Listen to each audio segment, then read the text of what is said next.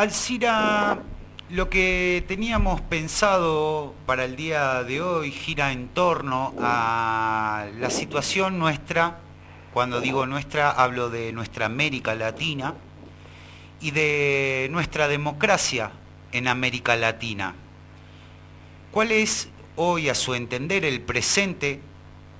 Vemos lo que sucede en nuestra hermana Bolivia, lo que sucede en Ecuador, la situación por parte del imperio que quiere desestabilizar día a día el gobierno popular de Venezuela. ¿Cómo está la situación justamente de nuestra democracia en nuestro continente? Bueno, mira, yo creo que esto hay que verlo en el contexto más amplio internacional, Sí, y es el hecho que evidentemente Estados Unidos se está debilitando de manera muy marcada en su disputa hegemónica con el bloque de poder chino-ruso, digamos, ¿no?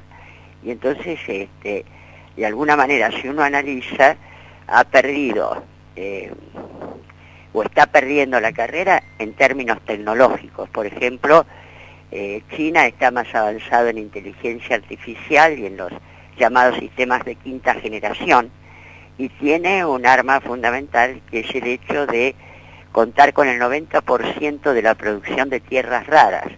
Las tierras raras son metales estratégicos valiosísimos que se utilizan para la producción de todos los instrumental de avanzada, desde computadoras, teléfonos inteligentes, robots, pero también misiles y otro armamento.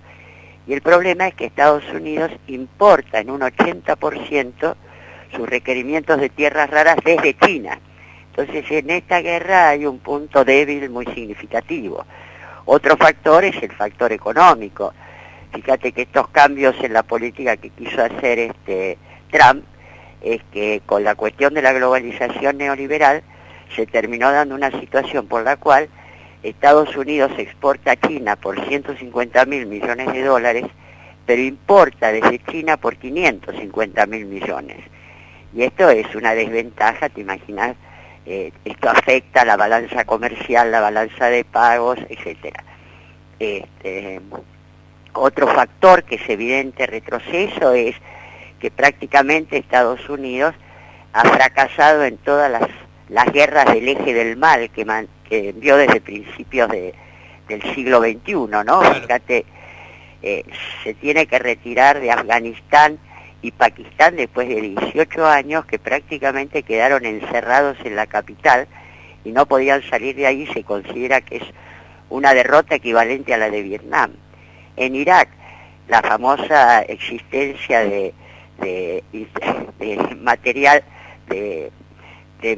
de destrucción masiva que no existía, terminaron destrozando Irak, 2,5 millones de muertes, etcétera, pero no pudo consolidarse. Lo mismo le pasó en Siria, donde de alguna manera fueron derrotados por el eje del presidente Bashar al-Assad y la alianza con Irán y Rusia. En Libia prácticamente se desató una anarquía que no controla a nadie. Bueno, y esto ha hecho que la OTAN y Estados Unidos se estén retirando de Medio Oriente, de los países menores de Asia y de varias regiones de África. Y es por eso que se está volcando sobre América Latina. De alguna manera, el golpe en Bolivia tiene que ver con el hecho que Bolivia tiene la producción. Vos sabés que una de las mayores reservas del mundo de litio está en gran parte en Bolivia y otra parte en Argentina y Chile. Y el tema es que con la cuestión del calentamiento global, que es la otra gran amenaza, el tema es que antes o después, en las próximas décadas, va a haber que hacer una reconversión energética, por lo menos de todo el parque automotriz. Y esto genera la necesidad de autos eléctricos que funcionan con baterías, pero son baterías fabricadas con litio. Y el tema, la clave del golpe contra Evo Morales es que Evo Morales había decidido no exportar litio como materia prima, sino que hizo dos convenios, uno con una empresa alemana y otro con una empresa china para fabricar baterías. ¿Te imaginas que Estados Unidos la posibilidad de importar decenas de miles y millones de baterías desde Bolivia era algo que considera inaceptable. Y es ahí donde está el golpe de Estado, ¿no? La razón última del golpe de Estado. Entonces, el problema es que ante este retiro de los países menores de Asia, de África y de Medio Oriente, se está replegando sobre América Latina. Y esto va a afectar a las democracias latinoamericanas, ¿no? Esto me parece que está en la clave de los intentos de llevar adelante agresiones contra Venezuela, del golpe contra Bolivia y de alguna manera los intentos de hostigamiento del gobierno argentino, que prácticamente es el único gobierno que no es de derecha en América Latina, salvo López Obrador en México, que es un país muy peculiar, ¿no? Totalmente, y lo que se me viene enseguida a la cabeza con esta disputa que se está produciendo a nivel mundial entre China y Estados Unidos, también se me viene el tema del volver a la ruta de la seda por parte de China, ¿no? Bueno, es que esa es una de las claves, porque es una de las claves que va a apuntar a otro aspecto de la debilidad de Estados Unidos, que es el problema monetario. Hoy China, con la ruta de la seda, está articulando 70 países, el 58% del Producto Bruto Interno Mundial y el 70% de los recursos energéticos en el mundo y el 70% de la población mundial. Claro, esto hace que Estados Unidos se está replegando, pero además un aspecto fundamental es que China ha creado una nueva moneda virtual para los intercambios internacionales, y el problema es que tiende a reemplazar al dólar. A su vez, el dólar se está debilitando porque en los años 70 Estados Unidos dejó de tener respaldo del dólar en su moneda, y por lo tanto está emitiendo más papel, y más con la crisis es papel pintado, y eso se está viendo con el aumento del precio del oro que se ha dado en los últimos tiempos, que prácticamente ha subido en un 100% y está dando cuenta de una devaluación real del dólar. Entonces la situación se está volviendo bastante crítica para Estados Unidos, me parece. Ojo, y en esto hay que tener en cuenta la sabia tercera posición. Yo siempre digo, no vaya a ser que por sacarte de encima a los españoles caíste con los ingleses, por sacarte los ingleses caíste con los norteamericanos, ahora por sacarte los norteamericanos no vayamos a caer con los chinos. Es decir, acá hay que buscar alternativas de modelos autónomos que sean capaces de tener relaciones sin subordinación con los nuevos polos, los dos polos de poder que se están disputando el mundo, ¿no? ¿Cómo ve, Alcira, ese avance que se ha dado en los últimos años, principalmente en Europa, en torno a los populismos más de derecha, ¿no? Y cómo de alguna manera ese populismo de derecha llega a Latinoamérica, ¿no? A través, si se quiere, hasta inclusive de la religión evangélica. Claro, bueno, en realidad esta cuestión de las sectas evangélicas, que no es lo mismo que las iglesias evangélicas tradicionales, claro, que es otra cosa, ya era un proyecto cuando nosotros estuvimos exiliados en México. Este es el año 78, donde llegaban los proyectos de los tanques de pensamiento que estaban por lanzar el modelo neoliberal de Reagan.